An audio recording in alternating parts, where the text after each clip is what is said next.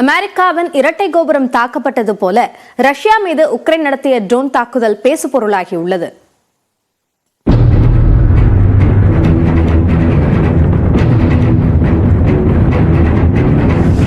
Ukraine மீதான ரஷ்யாவின் ராணுவ நடவடிக்கை 2 ஆண்டுகளுக்கு மேலாக தொடர்ந்து வருகிறது. ஐரோப்பிய நாடுகள் மற்றும் அமெரிக்காவின் உதவியுடன் ரஷ்யாவுக்கு பதிலடி கொடுத்து உக்ரைன் சமாளித்து வருகிறது.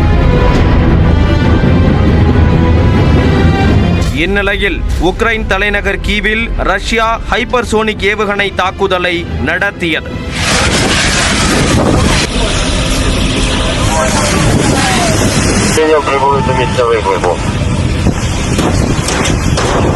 இந்த தாக்குதலில் ஒருவர் கொல்லப்பட்டதாகவும் 7 பேர் படுகாயமடைந்ததாக கூறப்படுகிறது. ரஷ்யா தாக்குதல் நடத்திய அதே நாளில் அந்நாட்டின் குர்ஸ்க் எல்லை பிராந்தியத்தில் உள்ள ரில்ஸ்க் என்ற கிராமத்தில் அமெரிக்கா கொடுத்த ஏவுகணை கொண்டு உக்ரைன் பதில் தாக்குதல் நடத்தியது. இந்த தாக்குதலில் ஒரு குழந்தை உட்பட 6 பேர் உயிரிழந்தனர்.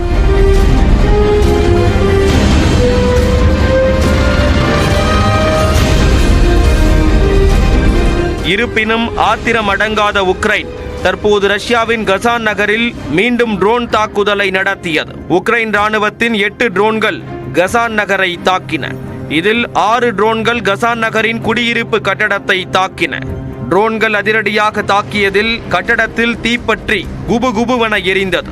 அமெரிக்காவின் இரட்டை கோபுர தாக்குதலை நினைவுபடுத்துவது போல் அந்த பன்னடுக்கு மாடியின் நடுவில் அம்பு துளைத்தது போன்று உக்ரைன் ட்ரோன்கள் பாய்ந்தன.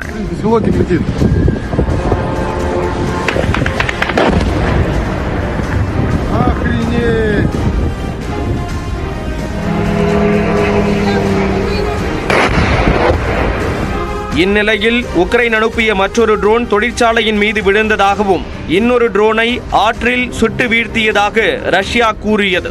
உக்ரைன் ராணுவத்தின் ட்ரோன் தாக்குதலில் உயிரிழப்பு ஏதும் ஏற்படவில்லை என்றும் உடனடியாக அந்த கட்டடத்தில் இருந்த மக்கள் வெளியேற்றப்பட்டதாக ரஷ்யா தெரிவித்தது. மேலும் கசான் நகர விமான நிலையம் தற்காலிகமாக மூடப்பட்டு மக்கள் வெளியே வர வேண்டாம் என எச்சரிக்கை விடுக்கப்பட்டுள்ளது. இந்நிலையில் ரஷ்யா S-400 ஏவுகணை அமைப்பை கொண்டு பதில் தாக்குதல் நடத்தியதாகவும் இருப்பினும் அதனால் பெரிய அளவில் சேதம் ஏற்படவில்லை என்றும் உக்ரைன் கூறியுள்ளது. மேலும் பல்வேறு நகரங்களை குறிவைத்து ரஷ்யா 113 ட்ரோன்களை அனுப்பியதாகவும் அதில் 57 ட்ரோன்கள் சுட்டு வீழ்த்தப்பட்ட நிலையில் 56 ட்ரோன்கள் இணைப்பு பிரச்சனைகள் காரணமாக காணாமல் போனதாக உக்ரைன் தெரிவித்துள்ளது.